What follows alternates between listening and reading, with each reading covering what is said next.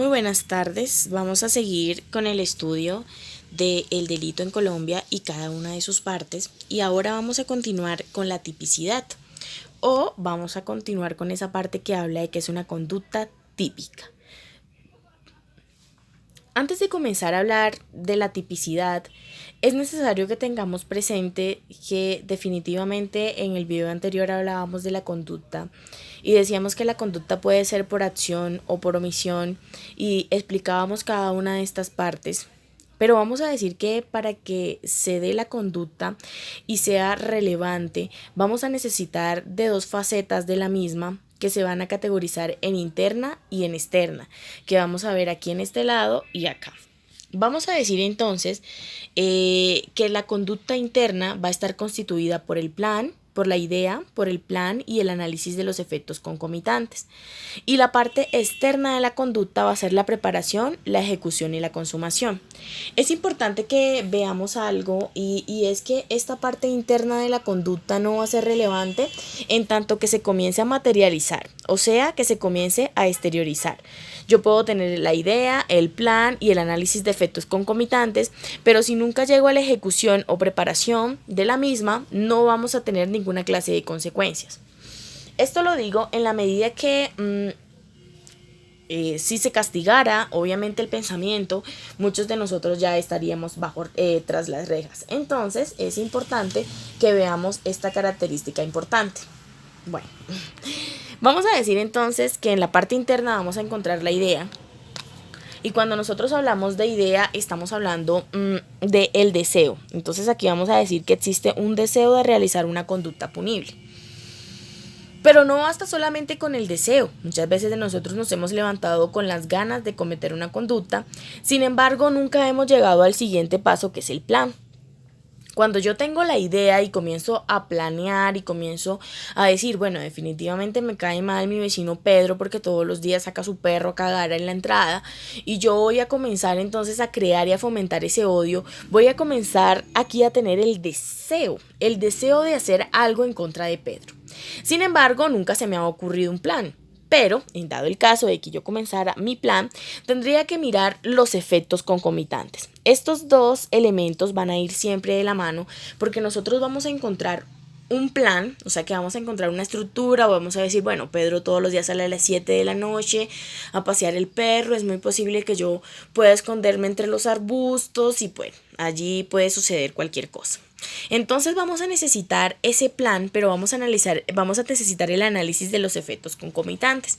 Y estos efectos son aquellos que se dan definitivamente y que nosotros analizamos con relación a la conducta. Claro, si yo puedo apuñalar al señor Pedro y cobrarle obviamente todo lo que ha hecho con su perro en la entrada, obviamente voy a tener ese plan, pero tengo que analizar los efectos concomitantes, es decir, tengo que salir de los arbustos, tengo que correr hacia la esquina, hay un CAI en la esquina y seguramente me van a agarrar los policías, entonces no voy a hacer eso, sino que me voy a dar la vuelta por la farmacia. Entonces vamos a ver que siempre en esta parte interna vamos a encontrar estos tres elementos que son la idea o el deseo. Vamos a encontrar el plan, es decir, yo voy a apuñalar al señor Pedro. Entonces voy a tener el plan de apuñalarlo con ¿qué elemento? Pues con un cuchillo de cocina. Y vamos a decir que los efectos concomitantes van a ser esas posibles variaciones que se pueden dar dentro del plan y que el sujeto tiene previstas. Estos elementos no son importantes, bien siempre y cuando no se haya exteriorizado la conducta, porque yo puedo tener todos estos elementos, pero la conducta no se ha exteriorizado y eso no me vale para nada, porque definitivamente qué importa si yo quiero o no matar al señor Pedro por dejar cagar a su perro en la entrada de mi casa. Pero ¿qué pasa? Cuando ya comienza la preparación del plan, o sea que yo adquiero el cuchillo, entonces yo digo definitivamente no tengo un cuchillo lo suficientemente filoso y empiezo la preparación, o sea me escondo desde las 6 de la tarde en los arbustos, ya aquí comienza a tener relevancia. Sin embargo, va a ser en la ejecución cuando definitivamente todos los elementos que hemos visto, sea la idea, el plan, el análisis de efectos concomitantes y la preparación, se van a hacer efectivos cuando nosotros tengamos una ejecución. Y la ejecución definitivamente se va a dar cuando yo comience a realizar ese plan. Aquí vamos a tener algo interesante porque cuando nosotros vamos a hablar delitos de resultado, vamos a necesitar que se dé la consumación. Como nosotros estamos hablando de la definición de delito en Colombia y no de tentativa, entonces vamos a seguir adelante. Sin embargo, para que lo tengamos presente y en videos más adelante vamos a estar explicándolo, vamos a ver que cuando nosotros estamos ante una tentativa vamos a quedar aquí en la ejecución y vamos a decir que definitivamente se comenzó la realización, se hizo la idea, el plan, el análisis, la preparación y comencé a ejecutar el plan, pero no llegó a una consumación, no hubo un cambio en el mundo exterior. Entonces aquí vamos a subrayarlo y vamos a colocar aquí tentativa, porque vamos a necesitar solamente de la ejecución para que se dé la tentativa y en la tentativa no se va a dar la consumación. Dato importante para que lo tengamos presente más adelante. Pero como no estamos hablando de tentativa, vamos a eliminar esta parte y vamos a decir que vamos a necesitar de la consumación. Cuando se da la consumación, nosotros vamos a saber que definitivamente vamos a tener aquí un resultado.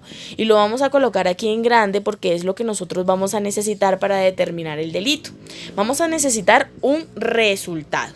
Entonces, ya habiendo visto esta parte importante de la conducta, vamos a comenzar a mirar la tipicidad, porque si bien sabemos que el delito en Colombia hay gran parte de conducta, vamos a necesitar que esa conducta sea típica, porque no todas las conductas son típicas. La tipicidad la vamos a encontrar en el artículo 10 de nuestro Código Penal colombiano y nosotros vamos a decir que nosotros aquí en Colombia estamos regidos por una legalidad estricta, lo que quiere decir que solamente se me puede juzgar y procesar por un delito que se encuentre consagrado en una legislación vigente, o sea, en nuestro Código Penal colombiano. Entonces vamos a decir que en la tipicidad vamos a encontrar elementos tanto subjetivos como elementos objetivos. Hay algunas escuelas de pensamiento que sitúan la modalidad de la conducta, o sea, el dolo, la culpa y la preterintención en la culpabilidad. Nosotros en Colombia, en el derecho penal colombiano, vamos a tener este elemento, o sea, la modalidad de la conducta, la vamos a encontrar principalmente en la tipicidad. Entonces, vamos a mirar elementos tanto subjetivos como objetivos de la conducta. Vamos a decir entonces que dentro de los elementos subjetivos vamos a encontrar la modalidad, mientras que en los elementos subjetivos la modalidad y en los elementos objetivos el sujeto activo, el verbo rector y el objeto material, que estaremos detallando específicamente para este video. Vamos a comenzar con los elementos subjetivos y quiero empezar por esta parte porque me parece que es relevante que la analicemos y vamos a decir que la modalidad de la conducta se va a encontrar dividida en tres partes: en dolo, en culpa y en preterintención. Cuando nosotros hablamos de dolo, ¿cierto? Cuando nosotros estamos hablando principalmente de dolo, vamos a decir que la conducta se quiso. Entonces es el querer. Yo conozco que la conducta que voy a realizar es una conducta descrita en el tipo penal y obviamente deseo hacerlo. Aún sabiendo que es un delito, yo deseo continuar con mi plan. Cuando nosotros nos encontramos entonces ante el dolo, vamos nosotros entonces a decir definitivamente que una característica esencial de este mismo va a ser la intención, porque en el dolo yo tengo toda la intención de causar el mal, yo tengo toda la intención de quebrantar el bien jurídico tutelado. Entonces vamos a decir aquí que vamos a encontrar la intención. Vamos a encontrar la segunda modalidad de la conducta, que va a ser la culpa. Y cuando nosotros hablamos de culpa, nos tenemos que remitir necesariamente al artículo 23 de nuestro Código Penal y vamos a decir que hay una diferenciación entre dolo y culpa, porque cuando nosotros hablamos de dolo estamos diciendo de que la persona quería hacerlo, tenía toda la intención de hacerlo, aún sabiendo que la conducta se encontraba descrita dentro del tipo penal. Mientras que cuando nosotros hablamos de culpa, estamos diciendo de que la persona no tiene intención de causar un resultado típico. Sin embargo, Sin embargo, la inobservancia del deber mínimo de cuidado ha producido un resultado. Recuerden que nosotros nos encontramos acá en la parte de arriba y estábamos hablando un poquito de la conducta y decíamos que en la conducta se va a necesitar de la consumación, y cuando nosotros tenemos una consumación vamos a hablar entonces de resultado. Aquí entonces vamos a tener en el dolo un resultado, pero el resultado se va a dar porque yo tengo toda la intención de que el resultado se dé, aún sabiendo que es una conducta descrita en el tipo penal.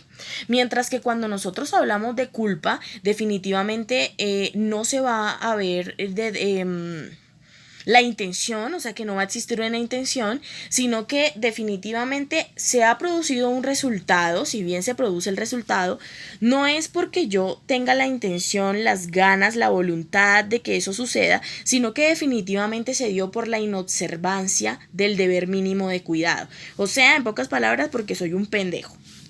La preterintención, entonces aquí nosotros vamos a encontrar algo interesante, porque también vamos a encontrar dentro de la modalidad de la conducta la preterintención. Y en la preterintención lo que nosotros vamos a decir es que definitivamente yo quiero el resultado, yo quiero un resultado, pero definitivamente no el resultado que se dio. Ejemplo, hay una persona que está sentada en una silla y mi intención es golpearlo. Definitivamente no está bien que yo golpee a las personas ni agredirlo, pero lo que en máxima yo quería era unas lesiones personales, pero lastimosamente acá se ha producido una muerte.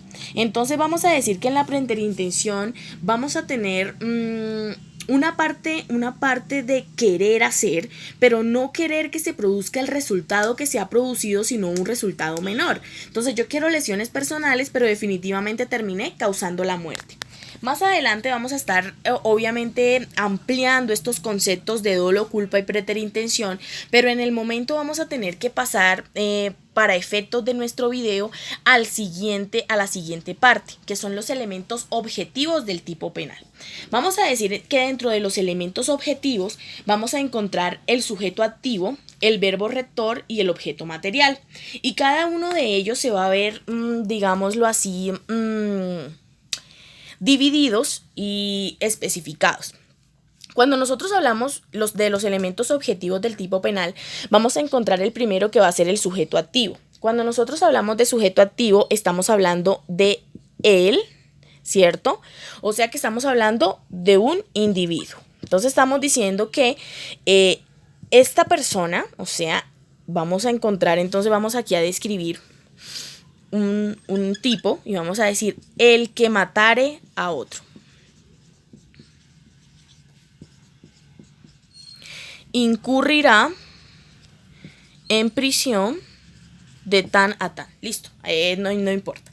Cuando nosotros vemos esta descripción del tipo de homicidio, estamos viendo que en esta primera parte nos va a decir él.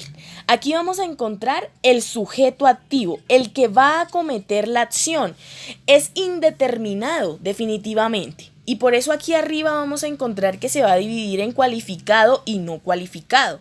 Porque en este tipo o en esta descripción de este tipo penal de homicidio no está diciendo o no está especificando qué sujeto es el que debe cometer la conducta para que sea punible, sino que definitivamente él puede ser cualquiera, puede ser Pedro, puede ser Juan, puede ser Periquito, en fin, lo que vamos a necesitar es un sujeto, ¿cierto?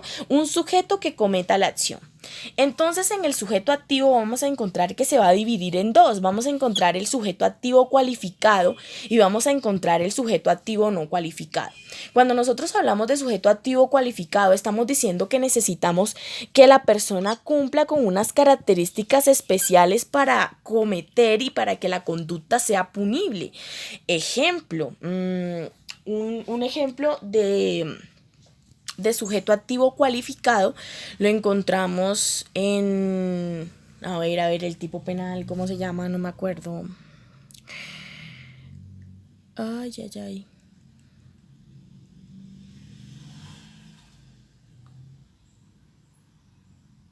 Bueno, acabo de perderlo, ahorita lo vamos a retomar. Retomo el ejemplo. Vamos a continuar mientras me voy acordando. Entonces vamos a decir que vamos a necesitar un sujeto activo cualificado que va a tener que tener unas características especiales para cometer la conducta. Entonces hay conductas que no pueden ser cometidas por cualquiera porque vamos a necesitar que el individuo goce de unas características especiales. Ejemplo, que sea un funcionario público. Entonces vamos a encontrar en la segunda parte el sujeto activo no cualificado. Aquí vamos a tener que es este, que está descrito en el tipo penal de homicidio, y vamos a encontrar que puede ser cualquiera, no necesita de características especiales para que se constituya como un delito, sino que definitivamente puede ser cualquiera. Entonces aquí vamos a encontrar sujeto activo cualificado y sujeto activo no cualificado. Recuerden que cuando hablamos de cualificado estamos hablando que necesita de unas características especiales para que la conducta sea punible, mientras que cuando hablamos de no cualificado, el individuo no necesita tener características especiales, puede ser cualquiera. Cuando hablamos nosotros de verbo rector, entonces estamos hablando que el verbo rector es matar. Entonces estamos diciendo que definitivamente la persona tiene que matar a otro para que se constituya el tipo penal de homicidio. Entonces vamos a decir aquí que el verbo rector puede ser simple o puede ser compuesto. Hay verbos rectores, como en el caso de homicidio, que son simples porque encontramos aquí un solo verbo rector. ¿Cuál es el verbo rector? Matar. Sin embargo, hay otros tipos penales que tienen estos elementos compuestos, este verbo rector compuesto, el cual vamos a encontrar que describe que se deben dar diversos verbos rectores para que concurra la conducta. Entonces vamos a decir que va a ser, este compuesto se va a dividir en dos y vamos a decir que se va a dividir en alternativo y conjuntivo. El alternativo definitivamente, aunque en el tipo penal se encuentren varios verbos rectores, se puede dar cualquiera de esos y si usted comete alguno de esos, pues la lleva. Sin embargo, cuando nosotros hablamos de conjuntivo, vamos a necesitar que la persona cometa cada uno de los verbos rectores para que pueda llegar a ser considerado como un delito. Vamos a tener por último el objeto material y entonces en este objeto material vamos a encontrar que va a ser sobre lo que recae la acción. En este caso vamos a encontrar sujeto activo, él, verbo rector, matar, obviamente se debe consumar esta conducta, y en el sujeto o en el objeto material vamos a encontrar sobre lo que recae la acción. Aquí el objeto material va a ser el otro. El objeto material puede ser tangible o intangible. Cuando nosotros hablamos de objeto material tangible, entonces estamos hablando definitivamente de algo que puede ser palpable y que pertenece al mundo exterior y que definitivamente con esto voy a necesitar un resultado, porque ese resultado lo que va a hacer es modificar el mundo exterior. Mientras que cuando nosotros hablamos de objeto material intangible, estamos hablando de los tipos penales de mera conducta, que más adelante vamos a estar clarificando, perdón.